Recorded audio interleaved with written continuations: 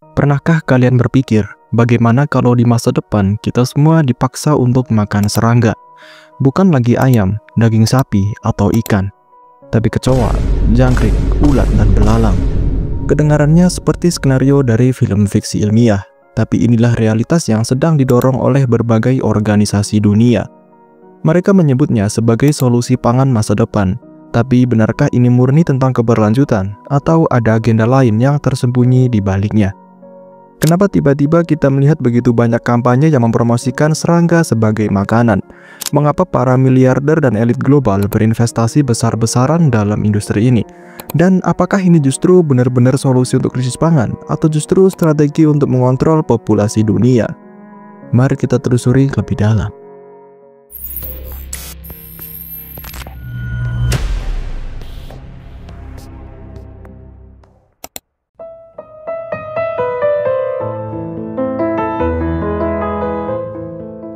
Dunia sedang berubah, populasi manusia terus meningkat, dan dengan pertumbuhan ini datang pula kekhawatiran akan krisis pangan.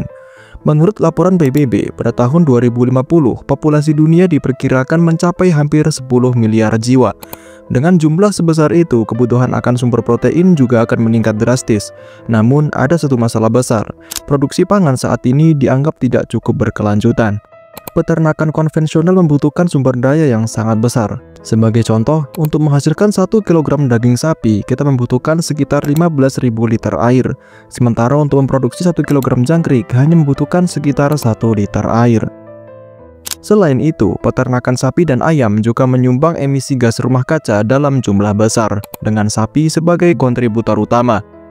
Ini menjadi alasan utama mengapa organisasi seperti PBB dan World Economic Forum atau WEF mulai mendorong konsumsi serangga sebagai solusi alternatif. Jika kita lihat dari sudut pandang keberlanjutan, ini memang masuk akal. Serangga memiliki efisiensi konversi pakan yang lebih tinggi dibandingkan hewan ternak. Jangkrik misalnya, hanya membutuhkan 2 kg pakan untuk menghasilkan 1 kg protein, sementara sapi membutuhkan hingga 25 kg pakan untuk hasil yang sama.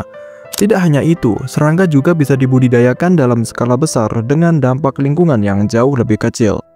Lalu, apakah ini hanya tentang efisiensi dan keberlanjutan, atau ada sesuatu yang lebih besar yang sedang dimainkan?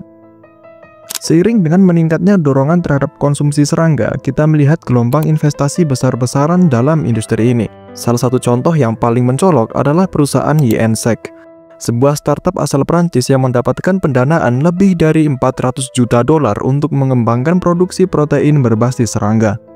Perusahaan ini didukung oleh berbagai lembaga global dan diklaim sebagai masa depan industri pangan.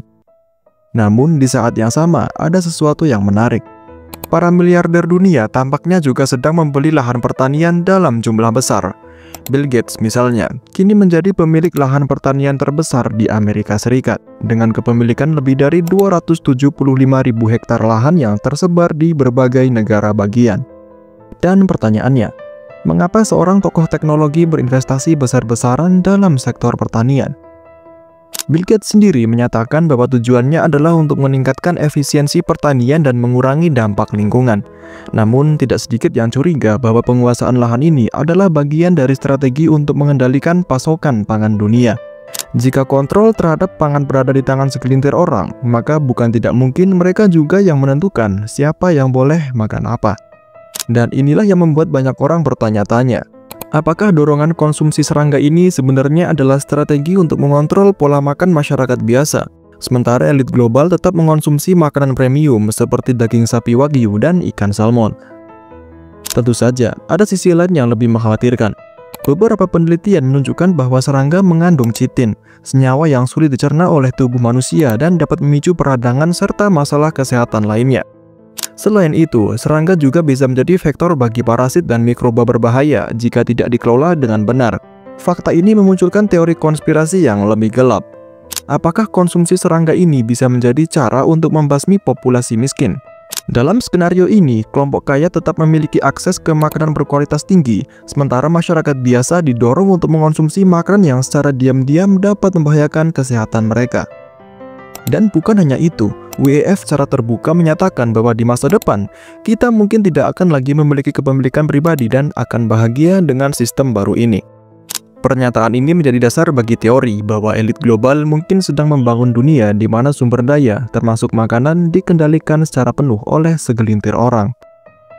Pertanyaannya, bagaimana respon masyarakat terhadap semua ini? Beberapa negara sudah mulai menerapkan kebijakan yang mendukung konsumsi serangga. Uni Eropa misalnya, telah mengizinkan beberapa spesies serangga untuk dikonsumsi secara legal, dan supermarket di negara-negara seperti Belanda dan Inggris kini mulai menjual produk berbasis serangga. Namun perlawanan terhadap tren ini juga semakin besar. Banyak orang yang menolak gagasan ini dan menganggapnya sebagai manipulasi yang dilakukan oleh elit global. Media sosial menjadi salah satu arena utama di mana perdebatan ini berlangsung. Lantas, apakah kita benar-benar akan dipaksa untuk mengonsumsi serangga di masa depan? Mungkin tidak secara langsung, namun jika kampanye ini terus berlanjut dan sumber protein tradisional menjadi semakin mahal serta sulit diakses, pada akhirnya kita mungkin tidak akan memiliki banyak pilihan. Jadi, apakah konsumsi serangga ini murni merupakan solusi untuk krisis pangan atau ada agenda lain di baliknya? Fakta menunjukkan bahwa serangga memang memiliki potensi besar sebagai sumber protein alternatif yang lebih efisien dan ramah lingkungan. Namun kita tidak bisa mengabaikan fakta bahwa dorongan besar-besaran terhadap tren ini bertepatan dengan penguasaan lahan pertanian oleh segelintir orang kaya dunia. Kita juga tidak bisa mengabaikan kemungkinan bahwa konsumsi serangga ini bisa menjadi bentuk kontrol terhadap masyarakat atau bahkan memiliki dampak kesehatan jangka panjang yang belum sepenuhnya kita pahami. Pada akhirnya, masyarakat perlu tetap waspada dan kritis terhadap perubahan yang sedang terjadi. Kita harus memastikan bahwa pilihan makanan di masa depan tetap berdasarkan kebebasan, bukan karena keterpaksaan akibat kebijakan yang menguntungkan segelintir elit. Bagaimana menurut kalian? Apakah ini hanya teori konspirasi atau ada sesuatu yang lebih besar yang sedang dimainkan? Tulis pendapat kalian di kolom komentar.